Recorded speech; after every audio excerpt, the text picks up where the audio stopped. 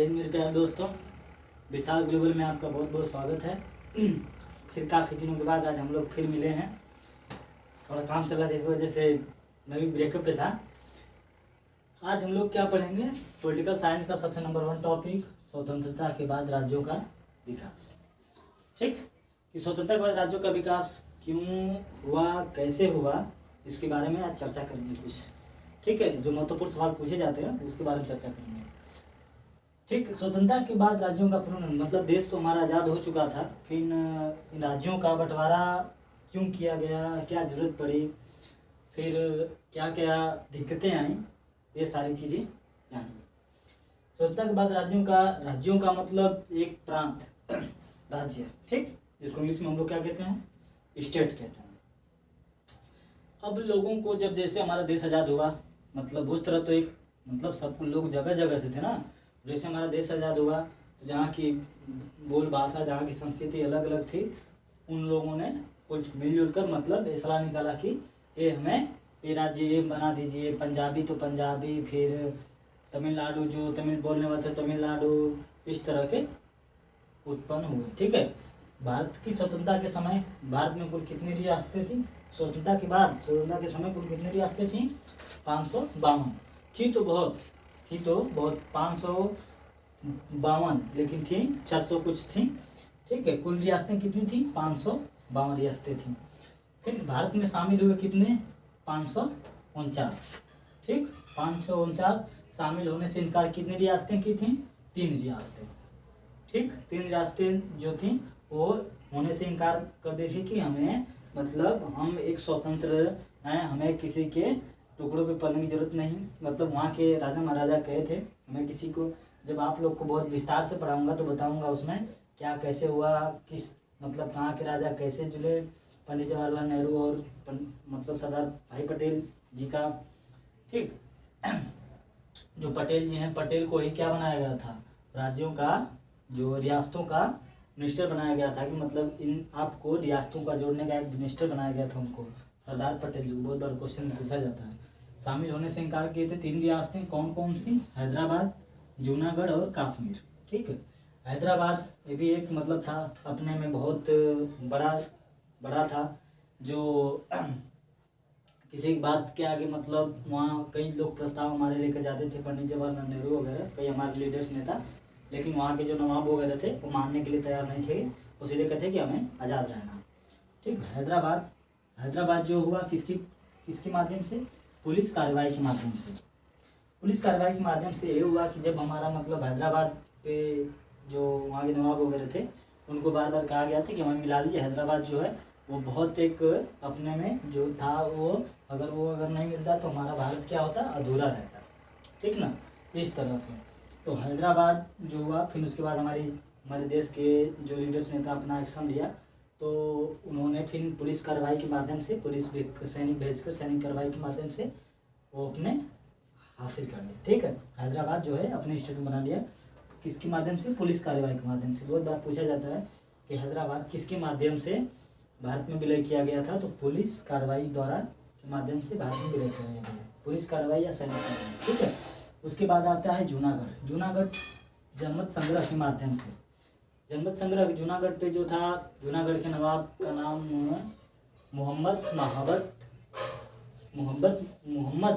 महाबत खान जी।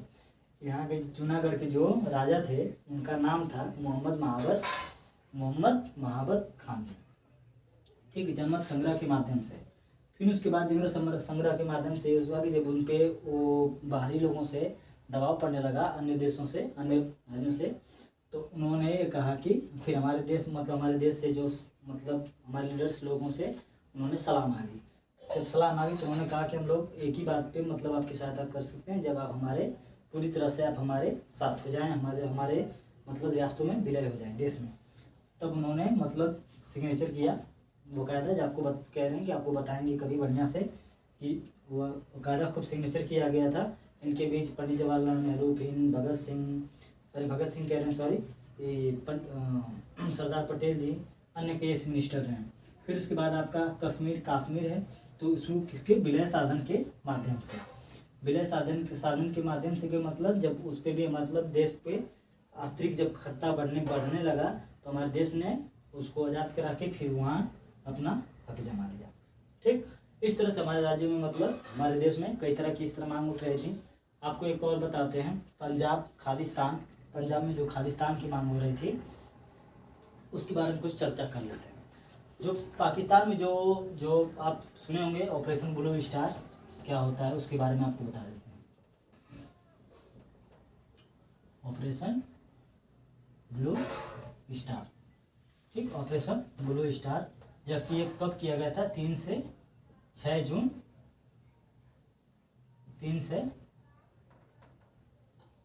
जून 1984 और कहाँ? अमृतसर में।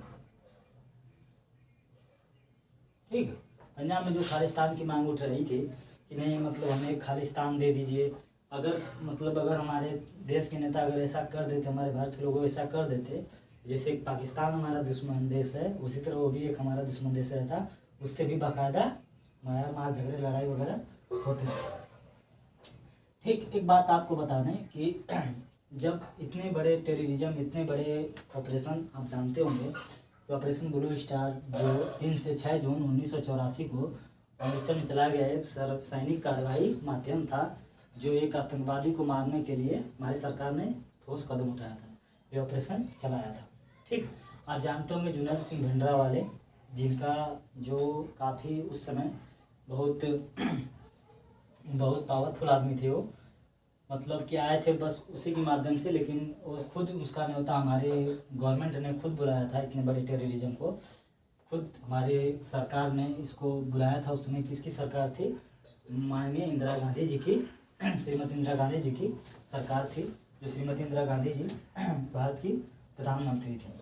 पंजाब में भिंडरावाले ने एक अलगाववादी एक अलग तरह की शक्ति पैदा हो रही थी, इस वजह से ऑपरेशन ब्लू स्टार चला। और खालिस्तान को जो मांग चल रही थी उसका जो बढ़ावा देने वाला था वो था पाकिस्तान उनकी सहायता करता था, वहाँ हथियार वगैरह जो भी इनके पास पहुँचाता था, तो वो लोग मांग करते थे कब्जा करने के लिए। ठीक है, अभी आपको बताया हूँ नाम एक भिंडरावाले के बारे में कुछ जानते हैं।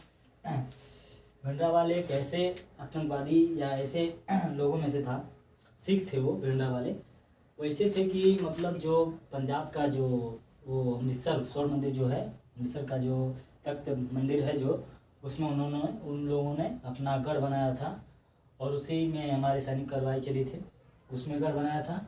तो उसमें ऐसा भिंडरावाले था कि एक बार एक हमारे भारत के DIG अवतार सिंह, जिनका नाम अवतार सिंह है, DS जिनको कहते हैं, नहीं AS, अवतार सिंह जो DIG थे, क्या थे भारत के, मतलब वो DIG थे पंजाब के।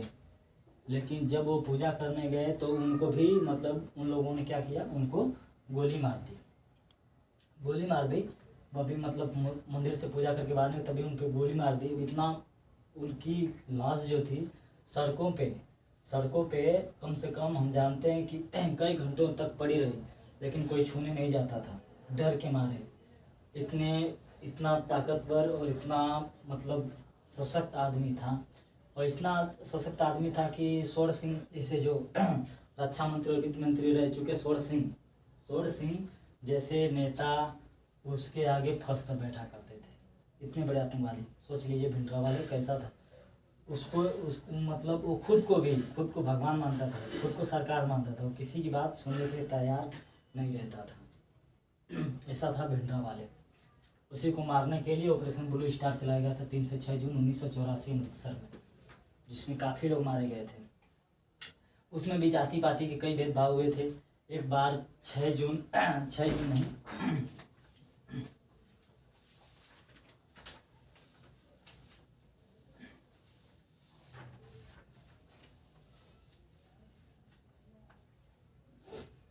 उसमें कई बार ऐसा मतलब हुआ, उसने ऐसी कई कांड किए थे धर्म जाति के आधार पे। जैसे उसमें जनगणना चल रही थी, उसी के आधार पर मुस्लिम हिंदू को लेकर और सिख को लेकर काफ़ी विवाद चल रहा था।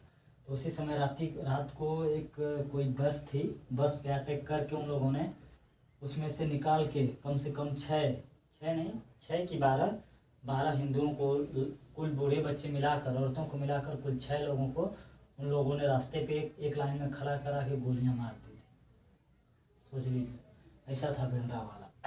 जाति के आधार पे, भाषा के आधार पे अभी हमारे यहाँ बहुत ऐसा कुछ होता है। इस पर कोई नई बात नहीं है।